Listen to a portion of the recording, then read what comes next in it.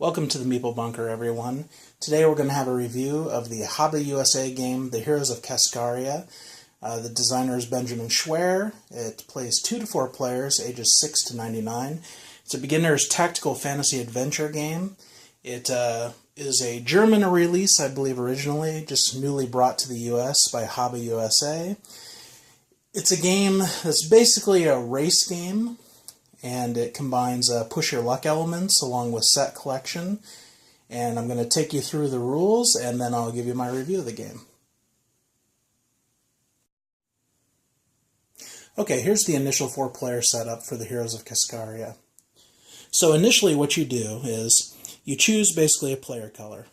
And with the player color you take 2 pawns. The first one is this little panther-looking creature with a hero on its back. So let's say I chose blue. These are called cliff runners. They start down here at the bottom of this path. Then you choose what they call a scaled griffin, which is a flying creature with another hero on its back. So you have a pair of these per player color. So you have green, red, yellow, and blue. They each have one of these in their same color. The objective of the game is to come up along these paths via card play and rescue the treasure, which the evil trolls have taken up into the inactive volcano. I'm assuming inactive, maybe it's active, but you see it's filled with gold. And they've stolen this from your village. So your motive is to go up here and rescue this. Once somebody takes the path all the way up from either side, either with the cliff runners or the scaled griffins, and reaches this, the game is over. Now along the way, you also want to try to collect gold. So these are the gold pieces that come with the game. These are the same gold pieces that are in Karubas. These are high quality little pieces. So how do you do this? Well, you play cards. So let's talk about the cards for a second. First thing you do is you deal out, or you shuffle the deck with all the cards in it, and then you deal out 5 to every single player. And then you take this card, which is basically a shuffle card, and you add it into the rest of the deck that's left over into the bottom half. So when you reach that card, you basically shuffle the cards that are in the discard and the cards that are still left, and basically play proceeds until you've reached the objective. So let's take a look at all the cards that you can get dealt. So these are the 4 basic types of cards that you can receive in the game. The first one is the Cliff Runner card. And when you play this card on your turn, you get to move your Cliff Runner 1 space.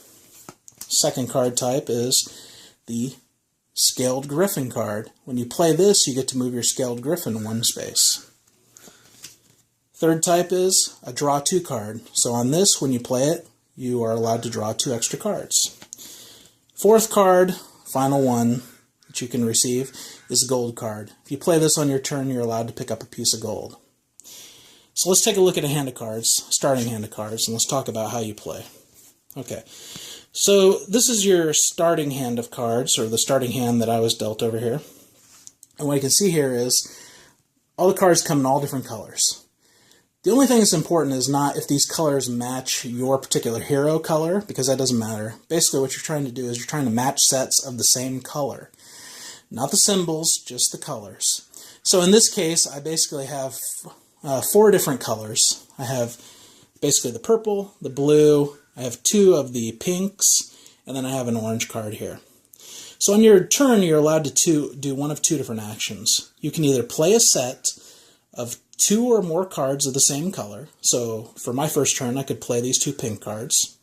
Or you're allowed to take a card from either the face-up draw pile here, or take one from the face-down draw pile. So let's say I chose to take a card on my turn, and this would be the only action I could take. Let's say I chose to take the orange card here, because I have another orange card, and I can make a set from that. So I take that up. I immediately flip over the next card on the stack, and then play proceeds clockwise to my left onto the next player, who's allowed to do the same 2 actions. Well, let's say instead that I didn't do that, so let's flip this back over. Let's say that I chose to play some cards from my hand. Well, I do have a set, so I can only play a set of 2 or more, so I couldn't play an individual card, but let's say I chose to play my pink set. So I got my pink set here, and I lay those down. I'll just lay them down here so you guys can see them. So what's it allowed me to do? I can do every single action that is on the cards that I lay down. Let's say that I had 5 cards that were pink. I could do all 5 actions. But in this case, I only have 2. So what am I allowed to do? Again, for this, I can take a piece of gold and I put it in front of me. This will score me points at the end. For this one, I can move my cliff runner. So I'm the blue player, I move my cliff runner my scaled griffin. I move my scaled griffin up 1 space along the path. So that's basically what I'm allowed to do. Now, if I had, let's say this was a matching color, it's not, but let's say it is, I could move my scaled griffin 2 spaces on that turn.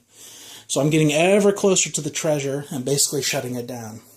So the strategy of this game is basically collecting sets, laying down cards, and trying to get your creatures up here. But along the way, you may not want to do everything right away, because obviously the more gold you have, the more points you score. And just because you reach the treasure first doesn't mean you're going to win. Let's advance the game a little bit, and then let's talk about scoring. Okay, this is an endgame condition. So as you can see here, the blue scaled griffin has reached the center, so this treasure now goes to the blue player. And what we have now is we now reach scoring conditions. So how do we score? Well, you score the 2 different paths separate from each other, and then you score the gold, and then you score the treasure.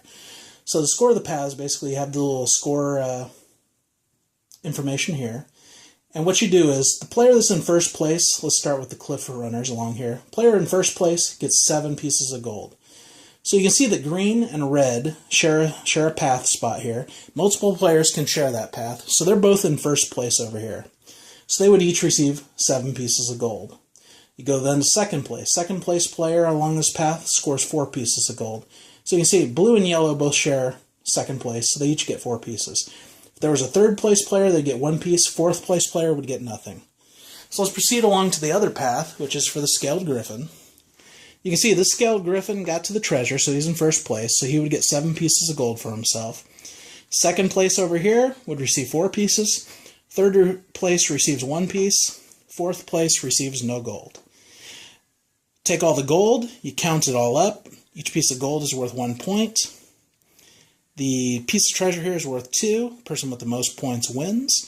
And if there is a tie, the person who received the treasure is the winner.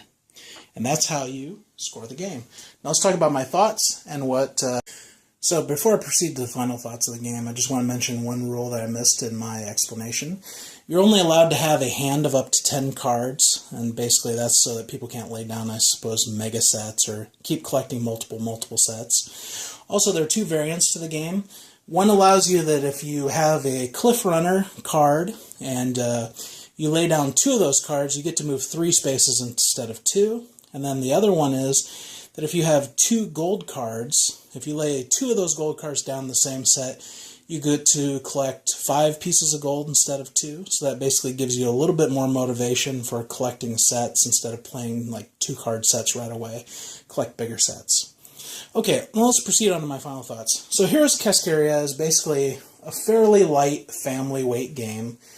And it is great. I mean, all HABA games are typically pretty good. This one is good. It's going to keep the attention of both the adults and the kids.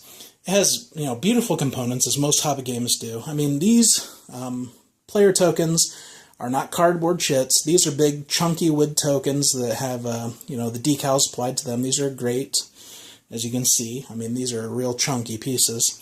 The gold pieces, obviously, which we first probably saw in Karuba or maybe some of their other games, these are nice, these are shiny, these are very thematic, these are great. And the cards themselves are good.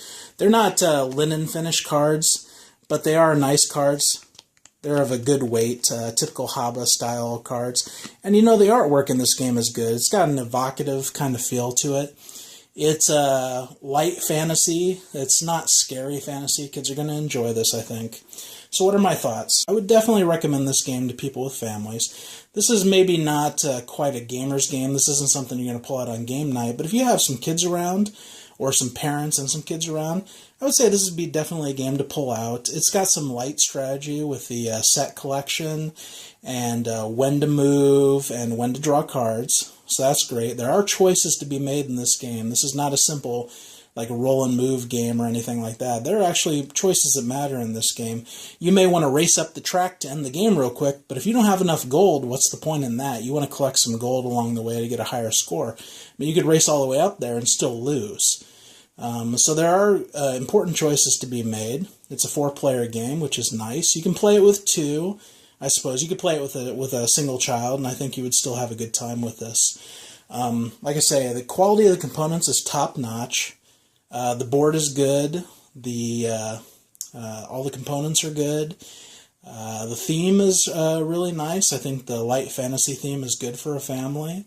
I would probably give this on a scale of 1 to 10. I would probably give this an 8.